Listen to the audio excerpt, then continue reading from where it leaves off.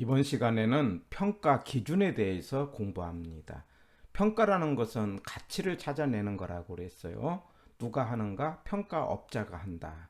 기준에 해당되는 것은 감정평가 규칙에서 정하고 있는데 어떤 절차로 하느냐? 기, 개, 확, 수, 분. 말하자면 기본적 사항, 그 다음에 계획, 확인, 수집, 형성 요인에 관련된 형성 요인 그러면 일찍에 가치에 영향을 주는 일반적이고 지역적이고 개별적인 요인을 찾아내 가지고 이걸 자료를 수집을 한 다음에 분석을 하게 되는데, 분석은 두 가지가 있는데 지역 분석과 개별 분석이 있어요. 물건을 중심으로 한 주변을 분석하는 것을 지역 분석, 물건 자체를 분석하는 것을 개별 분석, 이렇게 이야기를 하죠. 분석을 한 다음에 세 가지의 방법으로, 그 세 가지 방법이라는 건 원가 방식, 수입 방식, 비교 방식이고, 이걸 3방식이라고 하는데, 원수비 기억하면서 이 세 가지의 방법으로 가치를 찾아내면은 가격이 세 개가 나오게 되는데, 이 세 개의 가격을 묶어서 시산 가격 이렇게 이야기를 하고, 그 시산 가격을 조정을 해서, 조정을 할 때 이제 산술 평균이 아니고 가중 평균한다 이렇게 표현을 합니다. 그 조정을 해가지고 평가 가격을 찾아낸다. 자, 이렇게 이해를 하시고, 그 과정에서 감정평가 규칙에서 기준을 정하고 있는 게 세 가지가 있어요. 5조에 해당되는 시장가치. 시장가치 그러면 다섯 개 글자가 있다고 그랬어요. 통, 충, 정, 자, 성. 이거 암기를 꼭 해야 됩니다. 통상적이다, 충분하다, 그 다음에 정통하다, 자발적이다, 성립될 가능성이 있다 라는 이 다섯 가지 용어가 들어가는 것은 시장 가치고, 6조에 해당되는 현황, 현재 상황, 언제 현재 상황인가 기준 시점에서 현재 상황에 맞게 일시적이거나 그다음에 불법적인 건 제외하고 공법은 인정을 하면서 현재 상황 맞게 가치를 구하자입니다. 그리고 또 하나가 있는데 7조가 있습니다. 7조라는 건 뭐냐면은 물건을 물건별로 개별로 평가를 하라라고 하는 거죠. 이걸 개별 평가 기준 원칙 그럽니다. 말하자면 개별 평가라는 건 물건 한 개를 가격 한 개로 하라 이 말입니다. 한 개를 한 개로 평가하는 것을 개별 평가라고 하고, 이게 원칙이죠. 원칙이죠. 그런데 이게 한 개를 두 개로 할 수도 있고요. 물건 두 개를 한 개로 할 수도 있고요. 물건 한 개를 2분의 1개로 할 수가 있다 이 말이죠. 이 세 가지는 예외죠. 물건이 하나인데 이게 물건 하나가 가치가 다르다 이 말이에요. 가치를 달리야 한다. 이제 이 말이 꼭 들어갑니다. 예를 들면 살림을 생각해 보면은요. 살림이라는 것은 산지하고, 산지는 산을 말하죠. 여기다가 임목이죠. 위에 있는 나무를 말합니다. 그러면 산지와 나무는 하나죠. 나무는 산주인 겁니다. 하나인데 이 나무가 엄청 값어치가 나간다 이거죠. 비싼 나무예요. 조경에 들어갈 나무예요. 그럴 때는 나무 가격 따로, 그 다음에 산 가격 따로 구분을 해서 가격을 정하라 라고 하는 것이 구분평가다. 이게 그렇게 할 수 있다 이 말이에요. 그 다음에 필지를 획지다 이 말은, 필지라는 건 하나의 지번으로 이게 100번지 땅이다 라고 한다면은 이게 하나의 필지죠.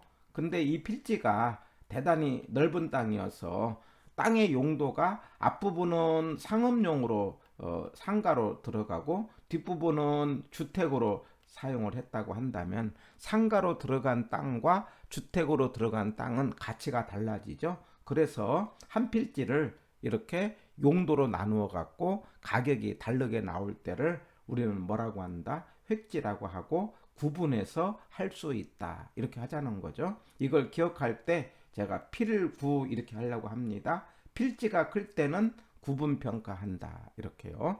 필지가 획지보다 클 때는 무슨 평가한다? 구분평가 할 수 있다 해야 되겠죠. 자, 이렇게 물건 하나를 두 개로 할 수도 있는 것은 구분평가다. 거기에 대해서 물건 두 개를 하나로 할 수 있는 것을 일괄평가라고 합니다. 대표적인 게 뭐냐면 복합부동산이죠.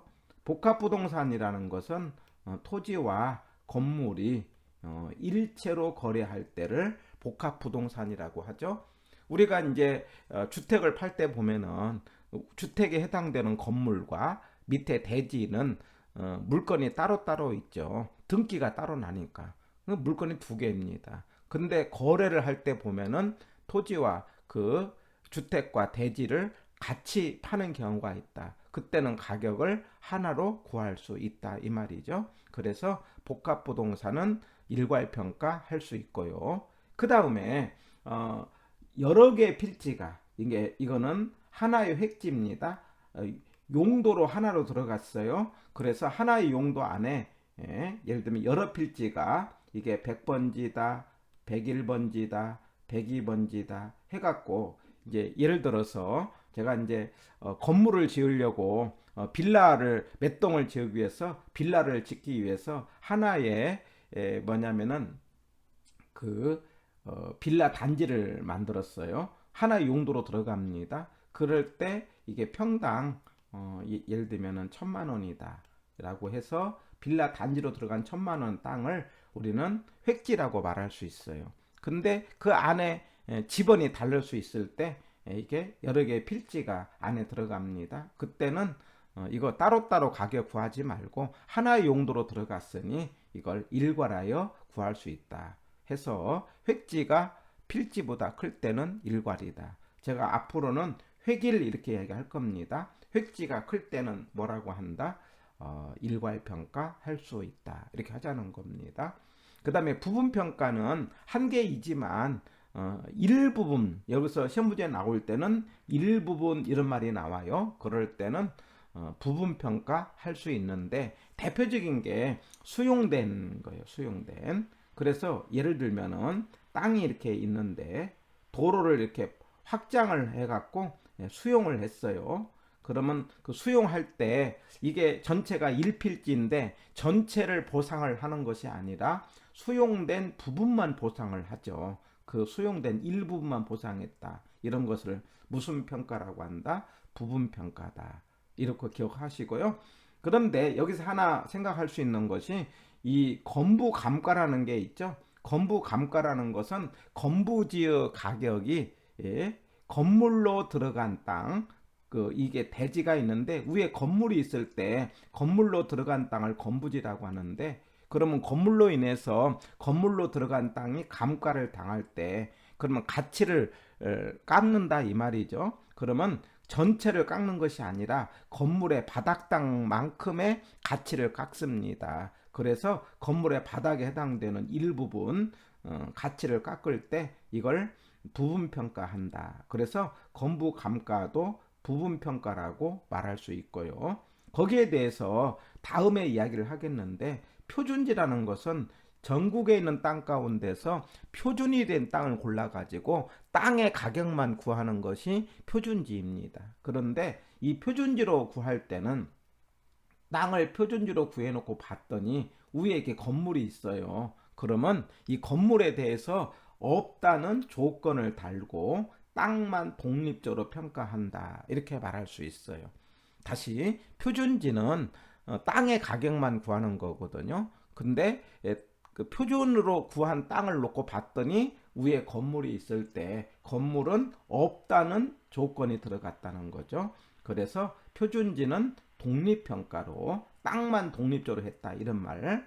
그 다음에 건부감가는 전체 땅을 감가를 하는 것이 아니라 건물의 바닥땅 일부분만 감가한다 해서 건부감가는 부분평가고 표준지는 독립평가다. 이런 말도 한번 참고로 기억을 합니다. 해서 이번 시간에는 물건 한 개로 하는 것은 개별평가, 그 다음에 한 개를 두 개로 할 수 있는 것은 구분평가, 그 다음에 두 개를 하나로 할 수 있는 것은 일괄평가, 한 개를 2분의 1개로 할 수 있는 것은 부분평가. 자, 이런 개념들을 정리를 했습니다.